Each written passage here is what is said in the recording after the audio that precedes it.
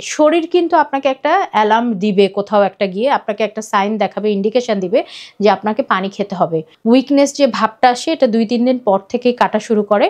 ক্যালোরির পরিমাণটা একটু খেয়াল করে খেতে হবে।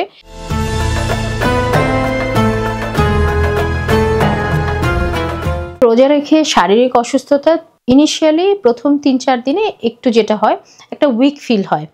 একটা সময়ের পর আমরা যারা কাজ করে দেখেছি যে দুপুর ৩টা-৪টার পর থেকে না, ওই যে যখন আসলে ট্রু আপনার গ্লুকোজ লেভেল তো ফল করে যায়, শরীরে ক্যালোরির তখন একটু ঘাটতি হতে শুরু করে।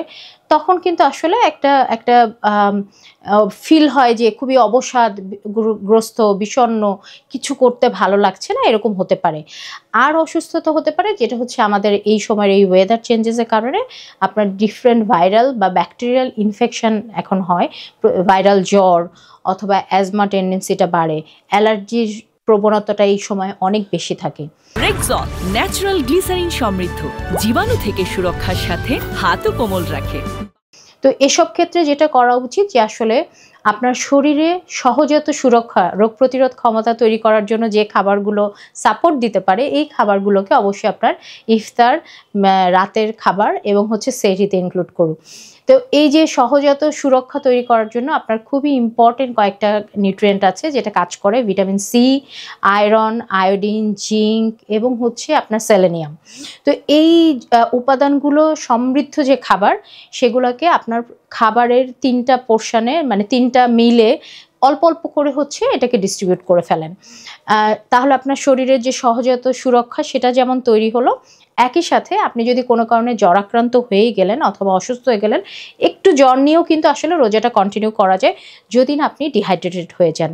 সো এই ডিহাইড্রেশন, পানি খাওয়ার বিষয়টা আপনাকে খুব কনসিয়াসলি প্র্যাকটিস করতে হবে। এবং আমাদের হয় কি, আমরা যেহেতু খাবারটা বেশি খেয়ে ফেলি ইফতারে অনেক সময়, তারপর আর পানি বা খাবার কোনোটা খাওয়ারই ঠিক আসলে পিপাসা বা ক্ষুধা লাগে না।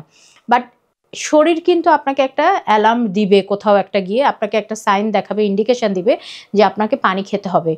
মনে করে করে একটা নির্দিষ্ট সময় পর পর পানিটাকে খাবেন এবং একই সাথে হচ্ছে আপনার যাতে কনস্টিপেশন বা এই যে মুখে অরুচি এই ধরনের কোনো কিছু তৈরি না হয়, এই জন্য ফাইবারযুক্ত খাবার খুবই ইম্পর্ট্যান্ট এই সময়।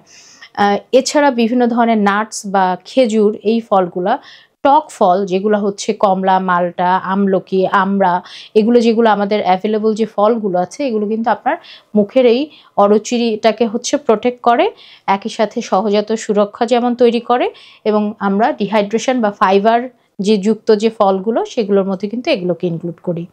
তো এই বিষয়টাকে খেয়াল করলে আমার মনে হয় যে একটু অসুস্থতা, উইকনেস যে ভাবটা আসে এটা 2-3 দিন পর থেকেই কাটা শুরু করে।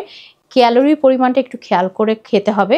জ্বর যদি টেম্পারেচার আপনার একটা সহনীয় পর্যায়ে থাকে ১০০-১০১ পর্যন্ত, তাহলেও কিন্তু আপনি রোজাটা কন্টিনিউ করতে পারেন যদি আপনার মানসিকভাবে আপনি ততটা স্ট্রং থাকেন।